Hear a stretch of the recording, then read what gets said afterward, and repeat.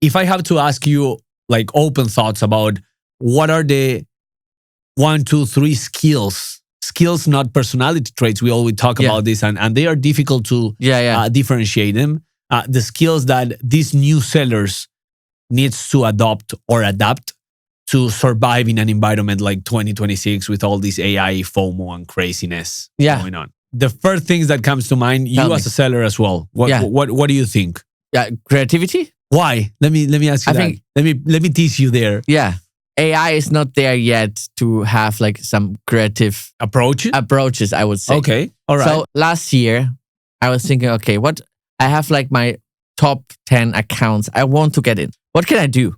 I said like, why I'm not going back old fashioned and I write a handwritten letter to one of those prospects, seal it with wax, The wax logo is the logo from my company. That's beautiful, man. I love those approaches. Have that delivered to them on their table. Directly on their desk. Yeah, on the desk. Yeah. You're like pattern interruption. Yeah. So basically. It's like creativity. Yeah. Being different. You need to have these ideas. Okay. Right? It's something which AI is something AI can unless you ask or but I know what you're meaning. So this is something where you need to think outside of the box, because it's, of course, it can be dangerous as well, because of course you can send out hyper personalized emails, but I think there's still a lot of people out there who really want to have this human interaction. Yeah. Right? It's a topic we talk a lot about AI, but I think the human interaction needs to become again more and more important. Yeah. Right? Because absolutely, if you are then in the selling point, people needs to trust you to be able to buy from you. Absolutely, man. And there is one thing now that you mentioned buying process or human interaction and all of this. I think that is Gartner, if I'm not wrong, when we were checking the stats, Gartner says that between 60 to 75% of the buying process and the decision process, it's been done even before having a conversation with a human. Yeah. Right? So this is crazy. This was completely different like 3 years ago. Yeah. Right? So everyone needed and wanted to have a conversation with the seller. Yeah. Right now, you already made your decision even before jumping into an analysis, right? With them. It's a little bit contradictory what I just said, because because the human interaction is important, but that doesn't mean that we don't do our research, and that's how AI and human needs to be connected. It's the same. Like, I want to buy a new projector at home for my house to watch nice movies in the evening, right? I analyze the whole internet. I look for all the information, all the reviews. I go to Gemini, ChatGPT, ask which is the best projector currently on the market. And then I go to MediaMarkt. I go to MediaMarkt, or even Amazon or whatever. Amazon, whatever. If I go to MediaMarkt and I say, I want a projector, which one would you recommend? And I said, this one is good. I said, I was actually looking at that one. Exactly. And you just wanted the validation. Yeah, exactly. But in a more complex sales cycles, I think it's really, really important to have the listening skills, because it's another skill. I think it's definitely needed. You need to develop more and more.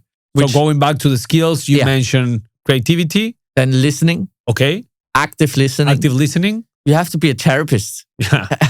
Even more nowadays, right? So if they tell you their concerns and really active listening, asking the right questions, can that be done by AI? Yeah. I think at some point, I think it could be. Would someone like to speak to an AI on such a level? You know, not yet. At least we will discover in a couple of years or months. When I want to buy something and I discuss something with you, I want to read your face. I want to see non-verbal. I want to see how you react to the questions I have. Right, to build this relationship. Would you be able to build relationship with AI? No, because they don't have emotions, and relationships are built on emotions. 100%. So one question here. Let me assume the third skill. I think that it's understanding psychology, or how the brain works, how our brain works, how we operate, how we think about, even when we say something, how we say it is more important than what we say, and what we don't say is more important than what we say and how we say it. That is the nonverbal communication as well. Coming back to the AI SDR topic, I think, or the technology behind it works perfectly if you can hide behind a desk. like, or behind a computer, or I don't know how I should say it, but yeah, that's perfect. It's, as long as you're able to hide behind someone and someone doesn't really know that you're an AI, then it's okay at some point. Even if you hide behind a phone, and we know that there are tools which are pretty good, cold caller. Yeah, they are. It's AI. But as long as someone doesn't see you in front and wants to interact with you, all those jobs could be done easily by AI, in my opinion. That's why, this is exactly what we were talking about, Jason, right? Like with simple actions and a couple of hours invested into explaining and giving all the resources of what we do and how we do it and who do we sell it and so on, then the AI will start suggesting, performing, scoring, prospecting, creating campaigns. Yeah, that's Jason. I have one success story. I can even mention the company. Why not? Go ahead. Jason booked a meeting with Lufthansa. Okay. So nice. Was one of my target accounts. One of the biggest airlines in the world. So it was like someone responsible for the social media protection, because there were a lot of issues at Lufthansa that they have, for example, fake customer service. You go to people if they have a problem with, for example, the tickets or want to reschedule their ticket. They go to Facebook and look for customer service instead of reaching to the website or to calling someone. They call people and say, no problem. They have done fake accounts on social platforms. Like a scam, basically, and data fake leaks. Accounts. Yeah, I got some examples. I put it as well into the outreach, send it out, trigger some person who would be the right responsible of this topic. Exactly. Yeah. And then bam, multi-touch approach, LinkedIn, email, and then they answered. That's awesome. It was so relevancy, timing, and everything done by AI automatically. Yeah, imagine. I mean, you were the brain behind it. Of course. And then, hey, Jason, help me put this into a prospecting methodology. That could be applied to as many prospects as you want. Yeah, I had a tailored strategy for one specific topic at the right time. It triggered the interest. Yeah. So that's crazy. That's crazy. So making a quick summary and first offering something that we agreed on. Yeah. That is, would you like to offer it? I would like to offer it as well as you prefer. I can offer it. Go ahead. I think... I mean, we're talking a lot of things here, but it's not easy to go from theory to practice. And that's why we want to offer something. So we were discussing with Ellen, actually, that we're telling a lot of stories here. We want to put this actually in practice. So for anyone out there who's interested to have an 1 hour session with us. Yeah, exactly. The time that is needed in order to help them implement this AI thing. If you want to have that implemented, put a comment under the YouTube channel. And then we randomly pick one. Exactly. And we help you to implement it. Yeah, if to implement needed, Jason. Right? To test it, to see if it's the right thing for you. Absolutely. I mean, I would love, like I remember like 3 or 4 or 5 years ago, even right now, having someone saying, hey, I did all these 100 mistakes already. I went through all of them. This is what you have to do. This is what you don't have to do.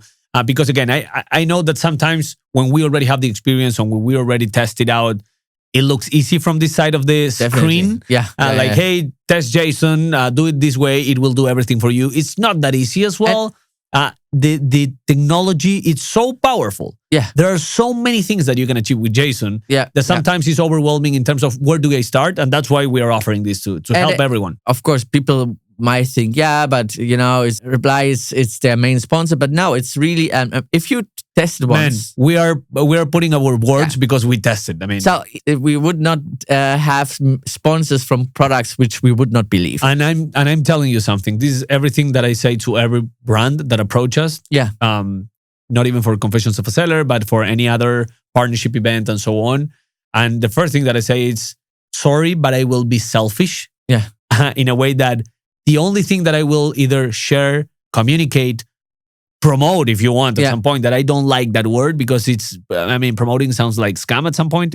It's something that I use it, that I already tested, that I believe that the audience will have a helpful and it will be useful. And that's why, basically. And it's amazing because we can test so many tools, right? Yeah, we love it. We love it. We're doing the hard work for you guys. So again, reach out to Kevin, send us an email with Jason, subject line, something we will pick you in and we will help you implement. Perfect. Should we quickly summarize a little bit? Yeah, please go ahead because we went from, let me put all the topics over and you make like a timeline here. Like the TLDR, evolution and the problems and challenges that companies are going through within scale, revenue, cost of labor, and how is that impacting basically profitability and growth. How the sales role needs to be adapted and the evolution of SDRs, AEs, the skills, the soft, the hard ones, and so on. And from there, how AI is shifting basically and shaping this. And how Jason could, help. Exactly. So in these pillars, how can you connect these challenges being solved in this way and the transformational aspect that we're talking? So to make it pretty simple, right? Companies want to scale without adding additional headcounts. Yeah. Or putting more money out there. Putting more money out there. Yeah. Scale with AI SDRs. That's the only way to leverage. Because there you can hire multiple ones for much, I don't like the word cheap, but for... But it's cheaper. It's more affordable. I like the way more cost effective. Sorry, you are polite. I like it. So much more cost. Your enterprise. Yeah, exactly. Much more cost effective way to then, of course, have it as well in a much more relevant. Like the CEO from HubSpot said, don't send emails if it's not relevant. So don't do outreach if it's not relevant. Yeah. If you call someone and say, hey, we have this amazing offer currently available for you. Why and why now? Yeah. So there is one framework. I love frameworks. You know, I mean, people will put me like Alan the framework guy. I think that they will put like your face in a framework. We can't put it like on top of this, but there is something that I call the timing plus relevance framework or a leverage AI framework. Man, are you making these frameworks up or are they existing? This one is mine. Okay. There are some others. I will tell you one more right now after this one that it's more about the sales skills that we were talking. Okay. But basically, the timing times relevance messaging framework is, first of all, you need to understand why you are sending a potential outreach or doing outreach on a campaign right now, scoring that potential outreach in terms of why timing is important right now, and then the relevance of the message.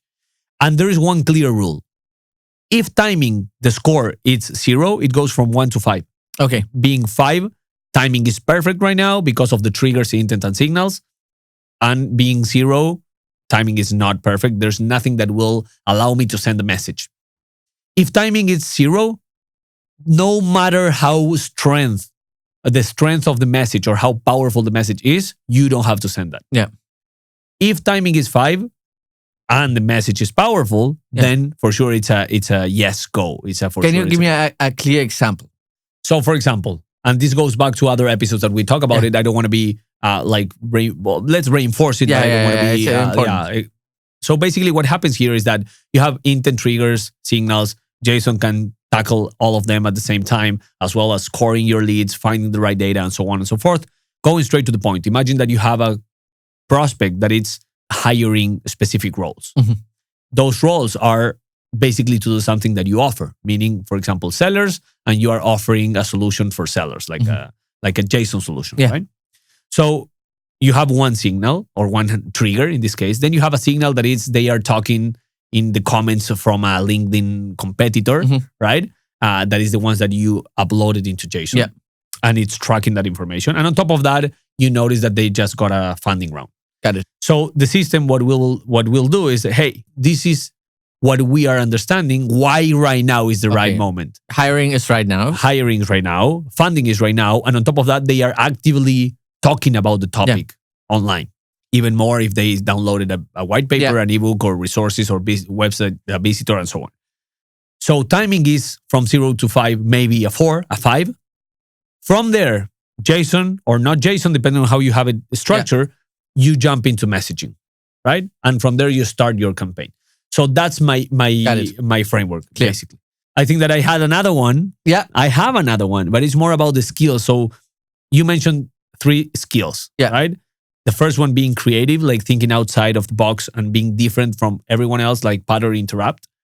As a seller as well, the second one was active listening. And I think that this is key every time. Like listen ratio should be crazy different, and you should listen much more than you talk. The third one, I don't recall right now what we mentioned. We didn't mention anything. We didn't mention anything. We just had two at the end. Exactly. But right now, what I'm thinking based on this framework is that the third one should be how you talk, how you elaborate frameworks of conversations, how you frame your approach, the way you say things and how you say it. Yeah. And we were saying about the third skill, like is reading the environment and the nonverbal stuff and so on. Reading the room. Right? Yeah. So there is a strategy for sellers, and this is something that it's not mine, that is called elicitation. Right? This framework and this strategy works in this way. The strategy means if you are jumping into a conversation with someone and I give you the task, Kevin, you need to get from me, imagine you are in a discovery call, and you need to identify how much I'm being paid as a seller. Yeah. And you need to identify that and discover that without asking not even one question. How would you do that? That's basically the elicitation framework. And it's crazy. Think about this and listen to me. Imagine that I want to do that. And I know that you are a seller working in the tech space. Yeah. I will make 3 examples super fast. The first one, it's you're a seller in the tech space, junior SDR, you just started in Spain, for example. And we know that average goes from 18K to 25K. Yeah. Crazy, but that's topic for another case. Yeah. But I want exactly your number. So what I would say, instead of asking, hey, how much money do you make? What do I expect? You will answer if I ask you directly and you don't know me. Not your business. Exactly. Automatically, it will be a no. Yeah. So the elicitation says, make a statement that it will be so difficult for the other people not to correct you that they will give you the truth. And this is the example. Kevin, congrats, man, on joining as an SDR into this company. It's crazy. The other day, I read an article that says that in Spain, all new hires are being paid at 30% by law, more than the ones that jumped into last year. And that's around 28 to 35K. Amazing. Automatically, because of the human psychology, as you want to correct me, you will say, wait, what? 30K? 30% extra? Where did you read that? There's no way we are making 22. Yeah. That's how powerful is the elicitation. Yeah.